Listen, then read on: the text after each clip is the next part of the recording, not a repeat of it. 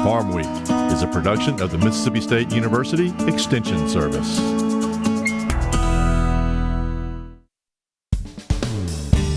Today on Farmweek, who you gonna call?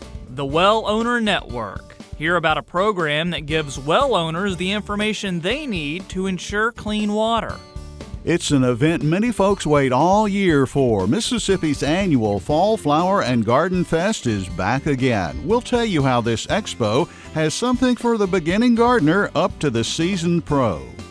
Get that autumn garden started off right.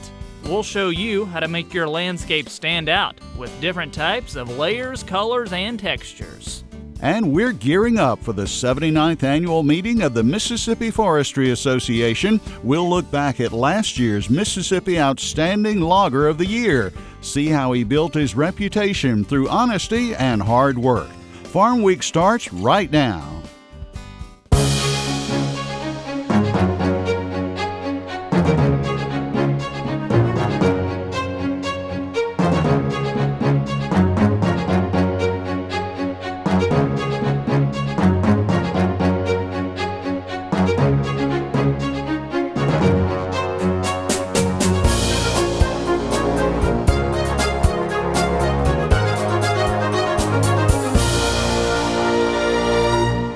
Hello everyone, I'm Leighton Spann. And I'm Troy Mulling. Thanks for joining us today here on Farm Week. Well, you know, Troy, there's an old saying that goes, all's well that ends well. Yeah, there sure is. And I guess I've got well on the brain today because we're starting off talking about the kind of well where people get their drinking water, and in our area, a lot of people still use wells for water. That's true, most definitely. We all realize it's important to be mindful of what we eat, and the same goes for the water we drink.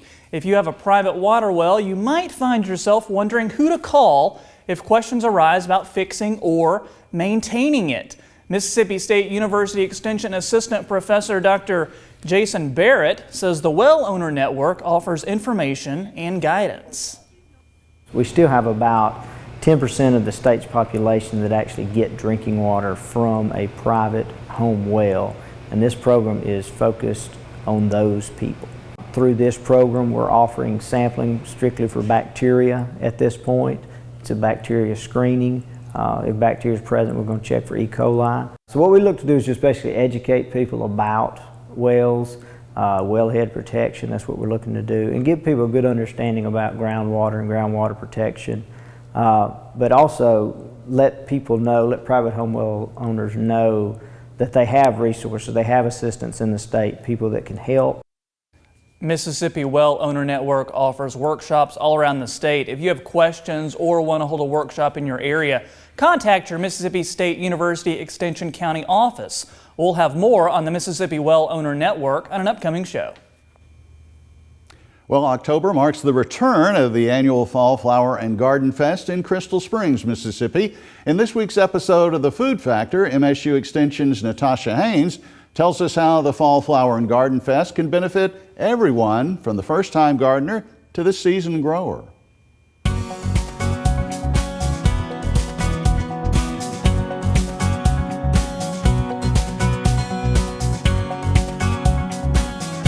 I love the idea of having a garden and picking fresh veggies, but there's only one problem. This girl is not a gardening expert. You don't have to be an expert to get into home gardening, but listening to expert advice is a great start. And the best place to hear expert advice is the Fall Flower and Garden Fest, October 14th and 15th at the Truck Crops Experiment Station in Crystal Springs. It's the place to be if you're interested in learning what it takes to grow fruits and vegetables in the backyard or even container gardening on the back patio. The state's top horticulture experts will be on hand to show you what vegetable varieties grow best in Mississippi and share tested methods that will lead you to a bountiful harvest. You can also tour 3 acres of vegetable gardens full of tomatoes, collards, peppers, eggplants, and more. Just remember to bring a notepad because you'll want to jot down new varieties to try in your garden at home. So get into gardening. There's nothing like homegrown veggies. It's time to make healthy food a factor in your life. And for more information on this year's Fall Flower and Garden Fest, be sure to visit the address right on your screen. It will be a wonderful time. It's autumn and you want your garden to look amazing. In this week's Southern Gardening segment, Extension horticulturist Dr. Gary Bachman shows us an eye-popping combination of color that looks amazing for fall.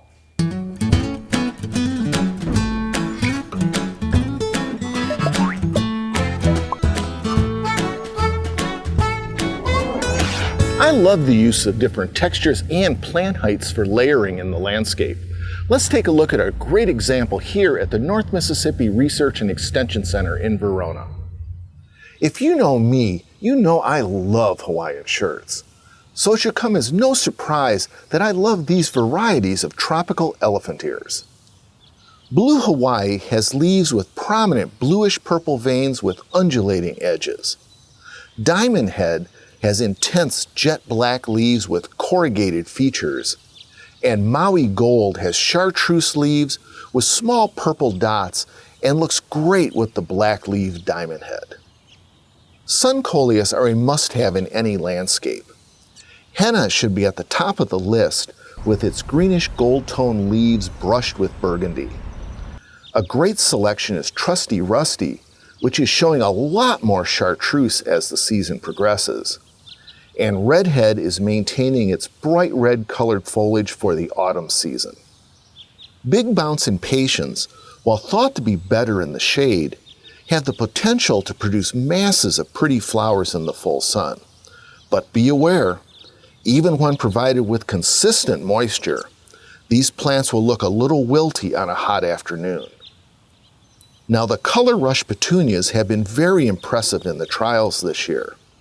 As you can see, the pink, white, and blue colors still look really good at the end of a tough summer. For variety and landscape interest, always try to mix different types of plants in your gardens. I'm horticulturist Gary Bachman, and I'll see you next time on Southern Gardening. Now, Leighton, Gary says that a great fall color comes from both flowers and foliage combinations, both short and tall. Some really good looking combos in that story, though. Hey, really good looking combos. Are they talking about us? I guess I don't think that's what they meant, but I think you could say that, though. I mean, can you blame them? Market report coming up right now. What's in store for us today? Well, fertilizer, of all things, a little bit unusual, making headlines. That'll be one of our stories coming up. I'll explain. Also ahead in the markets, it appears to be a familiar cycle for grain prices this fall. In the dairy industry, there is too much milk, while cattle prices take a sharp drop from only a year ago. Well, the retail prices of all major fertilizers have turned south, but two in particular are now at 8-year lows, this according to the website for DTN. Potash is now priced at $319 per ton on average, while urea has an average price of $323 a ton. Well, if you're wondering how to handle marketing grain between now and the end of the year, there's an 84-year cycle at play. Trader Sue Martin explains what she sees ahead. I could see the market holding a little better right now and maybe moving up into October, maybe November, and then we turn down as we go towards the end of the year and roll the year over as farmers are working with bankers, getting their year-end books lined up and whatever. I think farmers start to move some grain to pay off some bills and what have you. Yeah. And in the meantime, that maybe gives us incentive to turn around and drop right back down as we roll the year over.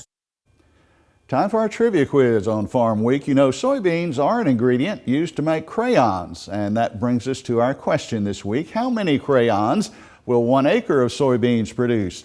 Is the answer over 39,000 or close to 56,000, or could it even top 82,000? Then again, the choice might be over 97,000. You have to decide, and you follow us for that answer here coming up in a moment. We're going to pause for a short break, but don't go anywhere. With the 79th annual meeting of the Mississippi Forestry Association less than 2 weeks away, we're taking a look back. Mississippi's 2015 Outstanding Logger of the Year has a terrific story. His equipment may not be brand new, but you'll see how he still built his reputation through honesty and hard work. Stay with us.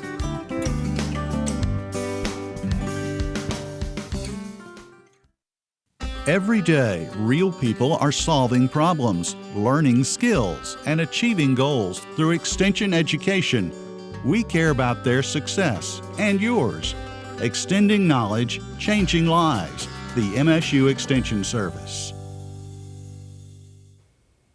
The 28th Annual Mississippi Coastal Cleanup is giving people across the state an opportunity to clean Mississippi beaches one bag at a time. I recently spoke with Dr. Eric Sparks of the Coastal Research and Extension Center about the event.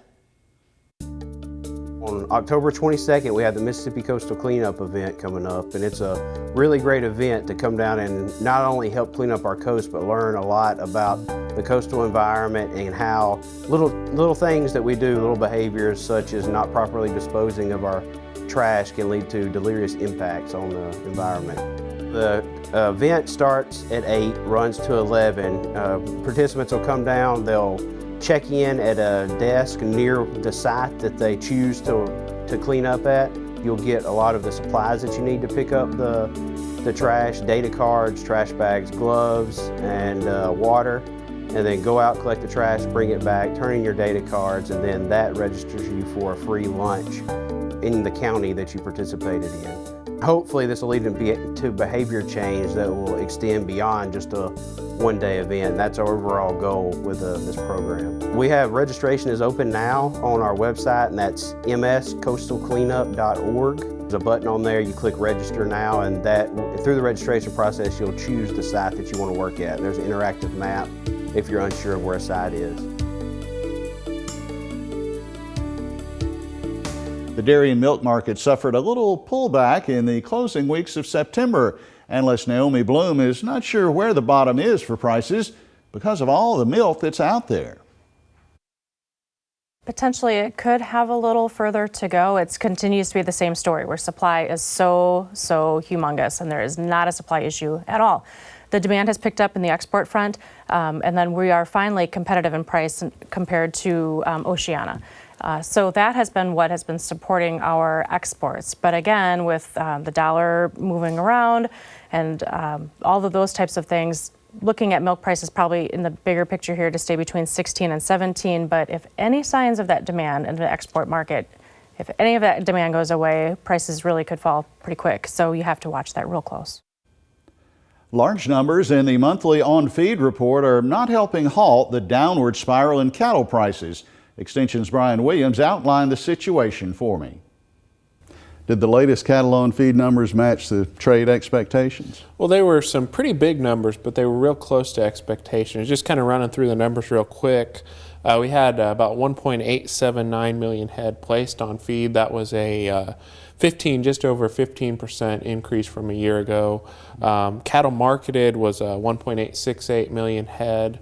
And that was a 17.6% increase from a year ago. And then total number on feed was up about 1.5% from a year ago. So it sounds like cattle supplies are very strong. Does this have the trade in a nervous panic? Well, the numbers were, again, really pretty large numbers. But the thing that we have to keep in mind when looking at this report is that this year we had 2 extra trading days, 2 extra business days compared to a year ago. So that just kind of artificially inflated those numbers compared to a year ago to begin with. But it was still larger even if you took that into account. So it's the markets have been kind of on a downward trend, but I don't think it's completely because of that. There's some other problems. For example, a lot of cattle coming out of feedlot and going to the packers, and the packers can't handle that quantity of cattle, so that's also kind of playing into the markets right now as well. Can you compare the prices somewhat, say, to a year ago to now? Yeah, so last week, 550-pound steer in Mississippi was selling for about $113 per hundredweight. A year ago, it was $175, so we're down about $62 compared to a year ago, so a pretty sharp drop. And what kind of spin-off do those prices have, say, on the feeder cattle? Well, so the whole cattle complex, with the exception of boxed beef, is really struggling right now, and has been for the last couple of weeks. We've seen feeder cattle prices down sharply. We've seen fed cattle prices down sharply. So it's just kind of all around really struggling right now.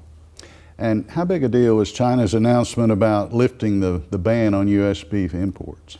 Well, it's always good when we have more doors open up for exports, but it really hasn't had too much of an impact. A couple things kind of play in here. First of all, we've got, it'll take a while to get all the details worked out. And second of all, I think we're seeing some U.S. beef kind of slip into China anyway through other avenues. So it just might be more direct now. We return to answer the trivia quiz on Farm Week and wrap things up in the markets. The answer this week is C. 1 acre of soybeans will produce over 82,000 crayons. This week in our feature story, we revisit the Mississippi Forestry Association's present Logger of the Year. Freddie Wallace has been logging and building an outstanding reputation for 45 years in the Brookhaven area. There have been some changes in his operation since we first visited with him in 2015. We'll tell you about those at the conclusion of the feature, which was recorded in southwest Mississippi's Lincoln County. Freddie Wallace refers to himself as a dying breed. Others may call him old school. Oh, I was 14 years old, and you know, I was pretty well running a power saw too at that time. Started out hauling stick pulpwood from the start, you know, and then progressed on and started full-time logging about 1977, I guess. Freddie's logging operation is small, just himself and employee Chris Davis. The equipment is older and what some may describe as below average, but it's serviceable and dependable and completely paid for. What's perhaps most important here is what you can't see, an outstanding reputation. Consequently, Freddie Wallace never lacks for work. In the last 2 months, I've had over 10 people wanting me to cut timber for them, and I have to tell them no because I'm trying to get to what I got, you know. I think he feels a needed niche in our area for, a smaller logger that can, help out these landowners with 10, 20, 40 acre little tracts that need, little tender loving care on them, and he can do whatever he needs to do. On this job near Brookhaven, Freddie Wallace is doing a first thinning. It's the type of harvest he specializes in and is hired to do most of the time. With a small crew and lower production, it's easy here for the focus to be on the main goal, pleasing the landowner. You don't have people as small as we are anymore that's going to take a stand of volunteer timber and go in there and pick it. And you can do that with a smaller operation and a machine that is movable. Freddie personally looks at each tract and decides the best way to harvest and remove the timber while having the least amount of impact on the property. He has his Master Logger certification and follows Mississippi's best management practices on every job. We were able to visit a recent thinning of his that was near completion, and we could tell that he knew down to every last detail of the management plan that the landowner wanted, and could tell that he went the extra mile in accordance to BMPs, that he generously spread slash on the skid trails and respected the streamside management zones, for 2 examples. We normally cut, like I said, we cut 100% public land. And like I told you before, most of it is my neighbors, people that I know, and I want to treat their land just like it was mine. Mr. Freddie he just operates a little bit different. He's a small operator, 2 to 3 loads a day. He loves people. He loves making people happy. And when you can work 5 minutes from your house pretty much all the time and go home for lunch, you've got a good reputation and a good name. And that's Mr. Freddie. Chad Smith is not exaggerating. Freddie's work is generally so close to home that his wife, Kathy, prepares lunch every day, and he and employee Chris Davis are able to eat at the house. Freddie Wallace's good reputation means customers have to put their name on a waiting list if they want him to cut their timber. Most of the landowners on the list are repeat customers and are having to wait to get their job done, but no one's complaining. He takes every job very serious. He looks out for the customers more than he looks out for himself, to be honest with you. I got a couple of 100 acres I need tending, but he can't get to it here for the next year for the simple reason that he's done promises, even though me and Freddie and Chris are real good friends. I think the world of them just like they was my brothers. Even though he done committed somewhere else, he won't break his commitment just to come over here and cut my timber. And I don't blame him. I'll wait on him. You can't ask for an individual that's got more concern for his community and takes pride in what he does on the job. He's well thought of, well respected, as well as anybody that I know of in this area. And it's because of the way he's treated people and the way he's dealt with them over the years. If you want a job well done, then you wait on it. We can take the time to pick and choose which trees to cut. We don't have to, have a straight road because it takes longer to weave around through there with a cutter and a skidder. But we're not on high production, so we can take the time to do it. Chris Davis is Freddie Wallace's only employee and shares Freddie's passion for making the landowner happy. Chris and his wife Emily have 2 children, a daughter Kaylee and a son Trent. Chris operates the skidder on the job site and has worked for Freddie for 18 years. However, their relationship goes back farther than that. His daddy and some more of my friends used to help me logging a lot. Chris used to go to the woods with me and his daddy and him about 5 and 6 years old. As we worked in the woods all day, he had a Tonka truck and he built him a log trailer to go on it with a 5th wheel pin down in it and had a log trailer on it. And as we worked in the woods bringing wood all day, he stayed up there by the bunch of ground by the truck. And that evening when we come up there, he also had him a knife that had a saw blade on it. And when we come up there that evening, he had him a load of logs on his truck. He had sawed with that knife during that day, had it romped up just like you would see on those trucks. It wasn't too many years later that Chris began working part-time for Freddie, and the rest, as they say, is history. I think it was 9th grade, I started getting out of school at dinner time, and I'd leave school and go to the woods. And then all day on Saturday, and then after I graduated, I've been here every day since. The used skidder that Chris operates today was purchased fairly recently. Up until 2013 or so, this crew was still skidding with farm tractors every day. I've had 3 tractors over the years. One 830 John Deere, and I had a 2030 John Deere and a 4020. And for all these last 25 years, we logged with the 2 bigger tractors, The small tractor, the 2030, we made a homemade grapple to put on it. And it took us a while to get the kinks out of it, but when we did, it's worked for years and years. And actually the breadwinner of this operation was that 2030 tractor with the grapple. While Chris drives the skidder on each job site, Freddie operates the 3-wheel cutter and runs the knuckle boom loader. They are both very experienced operators and do their work in an extremely safe manner while looking out for each other. It's a team effort that's paid off. There has not been a lost time accident in 45 years. I load the truck and then we both trim it or whatever, tie flag, throw chains there. He does most of that because usually I'm give out anyway, but I drive the truck to the mill, and when I get to the turning in on the yard, I let him have it to go unload. And he unloads and has been doing it for years. We both go. I mean, I don't leave Chris here working in the woods by himself, and we both go. Prior to being selected as Mississippi's Outstanding Logger of the Year, Freddie Wallace was honored as Lincoln County's Outstanding Logger for 2015. Freddie is described by his nominators as very humble and quiet. He is finding all the attention to be a little bit uncomfortable.